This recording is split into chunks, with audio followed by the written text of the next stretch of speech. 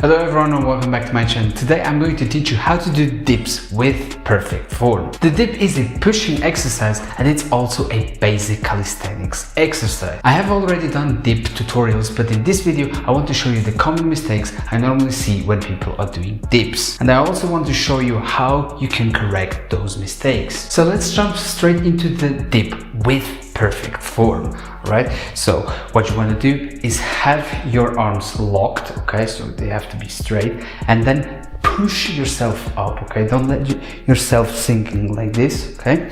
And then when you go down, lean forward and come down.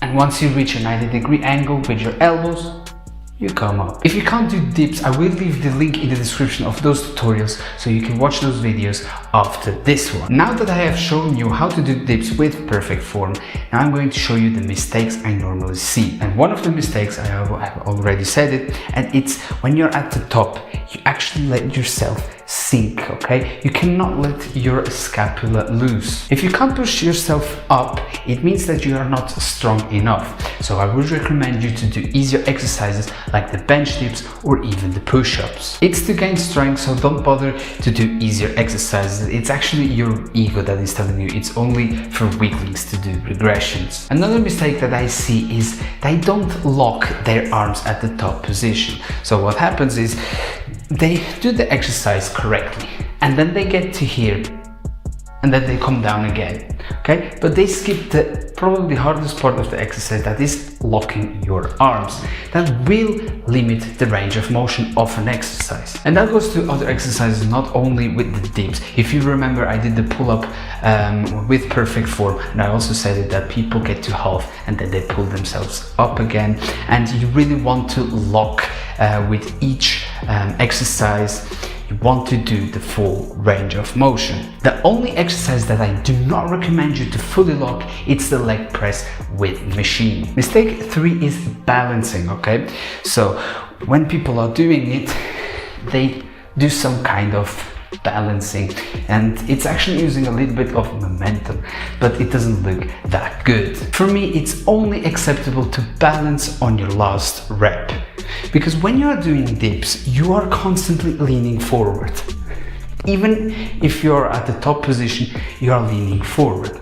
And when you're at your 10th rep, or I don't know how many reps you're doing, but let's say you're at your last rep and you're already tired, what happens is you come down and then you try to push yourself as much up as you can. And you do that kind of balancing. It's not the worst mistake, but try to avoid it. And mistake 4 is not going deep to that 90-degree angle. So when people are doing it, they are not strong enough to do the dip, so they do partial rep and then they come up. It's okay when you're doing handstand push-ups or other difficult exercises, but with the dips, as it's an easy exercise, as it belongs to basic calisthenics exercise, I would prefer you to do easier exercises and develop more pushing strength and then do the dips. You can do the partial dips to see your progress, but just don't overdo it. So now, if you were paying attention to the video, the lack of strength leads to bad form. So to correct those mistakes, I will show you 2 exercises that you can do to get better with the dips. And one of them is negative dips.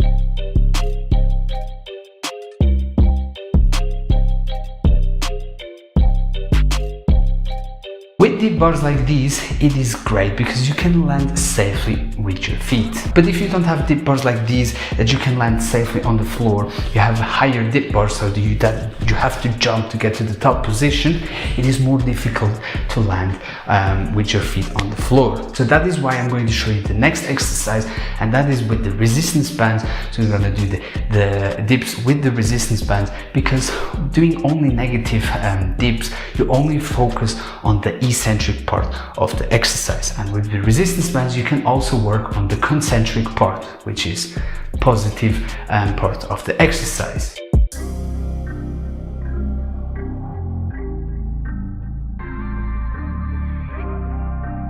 So make sure that you choose a resistance band that challenges you to do the exercise. What I mean by that is that you have to do the majority of the work and not the resistance band. With these two exercises that I've shown you, you can develop the strength necessary to do the dips with perfect form.